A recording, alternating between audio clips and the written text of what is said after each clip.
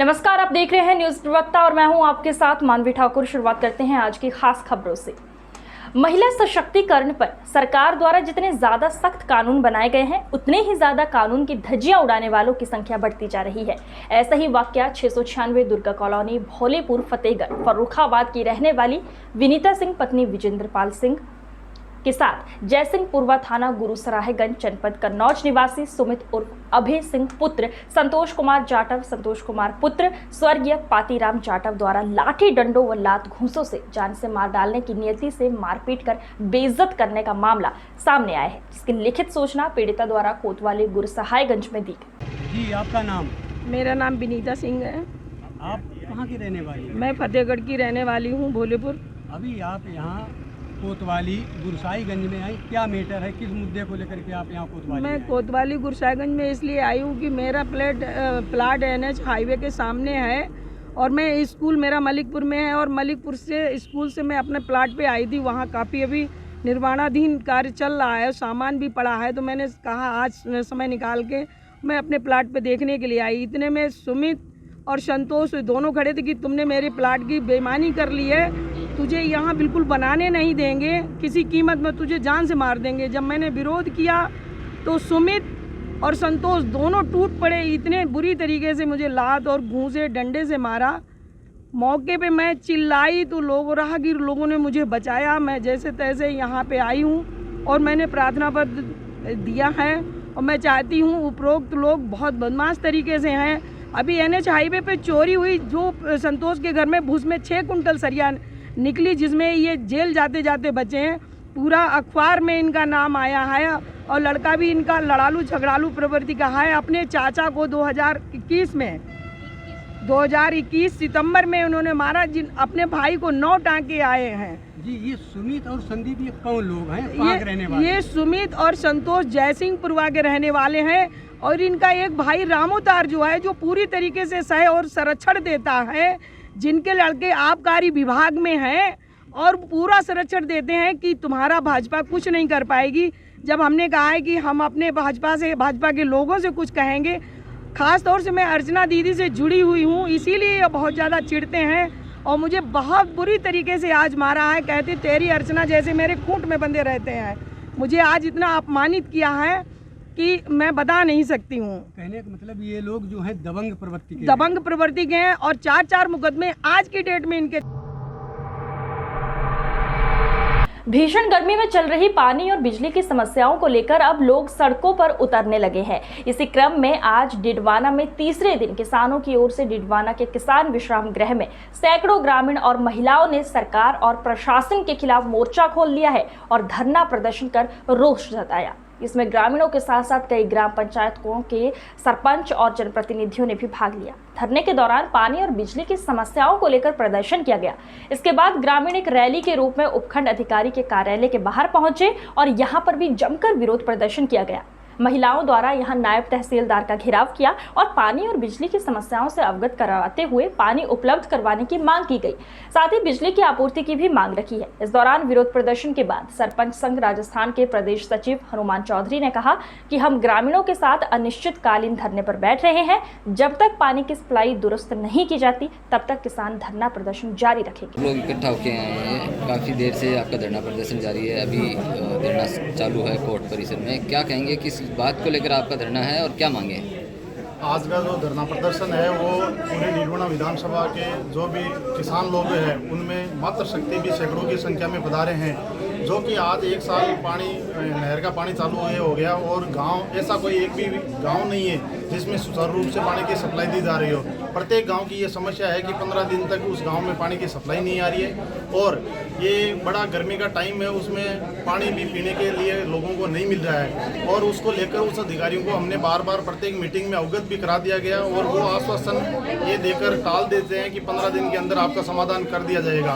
अभी 15 दिन पहले पंचायत समिति की मीटिंग थी, उसमें हमने एक्शन साहब, ADM साहब और SDM साहब को ये चीज़ें लिखित में दी थी, लेकिन उसके बाद भी आज 20 दिन निकल गए और प्रत्येक गांव में पानी की सप्लाई सुचारू रूप से नहीं हो रही है और किसानों को लाइट भी सुचारू रूप से नहीं मिल रही है, जिसको लेकर क्या आपकी डिमांड है और किस बात को लेकर धरना दिया? हम प्रशासन से असंतुष्ट हैं। लाइट और बिजली की, पानी और बिजली की भयंकर समस्या से त्रस्त है जनता और न प्रशासन कोई व्यवस्था करता है। किसी गांव की किसी प्रकार की कोई समस्या होती है तो बिल्कुल भी ध्यान नहीं देता है। पूरा गांव 10-10 दिन तक प्रशासन को आगाह करता है किसी काम के लिए, उसके लिए भी प्रशासन तैयार नहीं है। और उसके कोई बड़ा नुकसान हो गया तो उसका जिम्मेदार कौन होगा।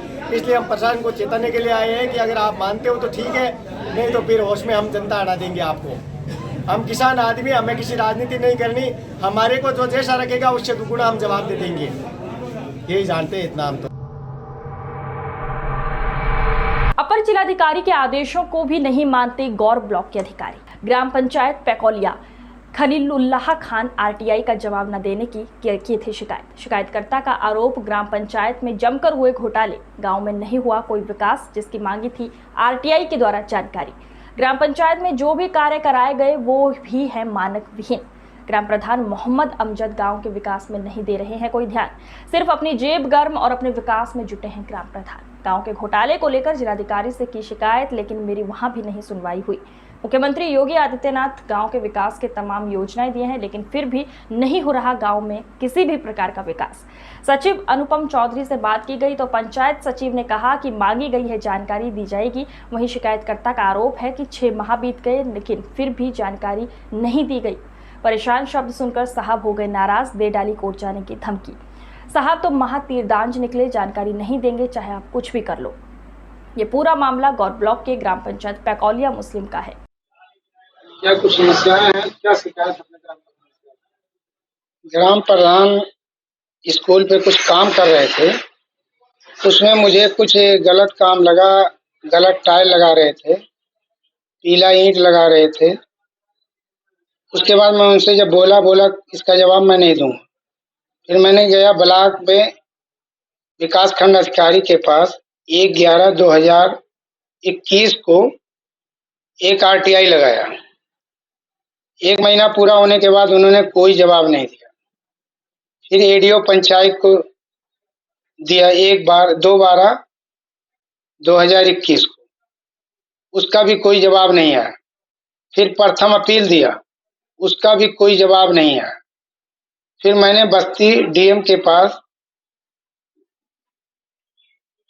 दिया एक लेटर, उन्होंने उसका भी जवाब दिया कि तत्काल इसका जवाब दिया जाए।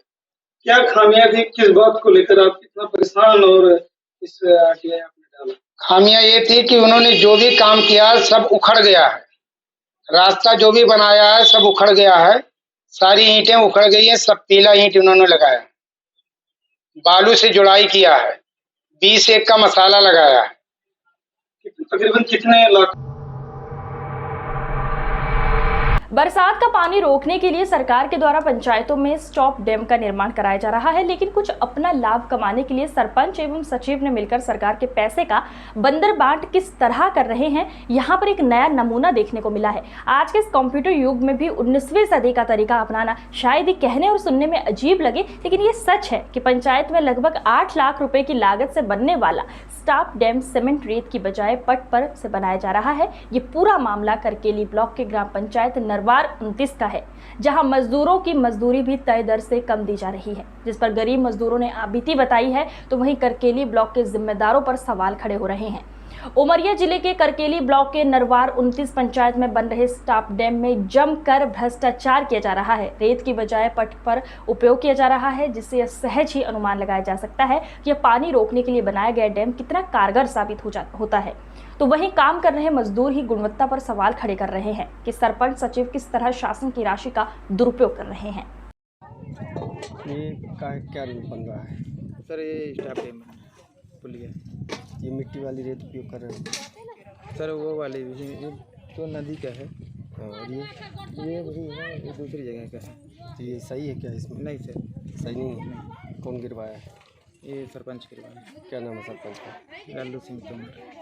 पत्थर कहाँ का उपयोग कर रहे हैं? पत्थर तो यहीं का है, क्रेशर का। ये नदी का भी पत्थर लग रहा है। ये नीचे का है सर, पीछे का जो हुआ है। बेस लगाने का यही है? नहीं, दूसरा है। फिर क्यों लगा रहा है? सर अब ये तो सरपंच जाने। और राड कितने की लगा रहे हैं? राड तो मिस्त्री जाने की सर, कितने का लग रहा है। ये 2.5 की है सर, 2.5। कितने की लगनी चाहिए? पंचायत में जितने का होगा सर उतने का लगना चाहिए। ढाई के। मंत्री भाई कहाँ के है सकरवा ये कहाँ बना थे या डेम मजदूरी अभी बताते रहे कम मिला थी हम 150 150। तालाब तो एस्टिमेट के अनुसार ही बनता है, मुझे ये नहीं मालूम कि रेत कहाँ उपयोग हो रही है। अच्छा, स्टॉप डैम हो रहा है, स्टॉप डैम में मिट्टी वाली रेत इस्तेमाल की जा रही है। तो ठीक है, मैं ERES को निर्देशित करता हूँ कि गुणवत्ता चेक करें, गड़बड़ है तो पेमेंट रोका जाएगा। अच्छा, एक बात प्रदेश कांग्रेस कमेटी सचिव शैलेंद्र प्रताप सिंह और सभापति महिला बाल विकास जिला पंचायत सदस्य सरला सिंह ने लखनपुर ब्लॉक के ग्राम पंचायत लोसंगी के दिव्यांग को समाज कल्याण विभाग से ट्राईसाइकिल उपलब्ध कराया। दिव्यांग व्यक्ति काफी दिनों से परेशानियों का सामना कर रहा था।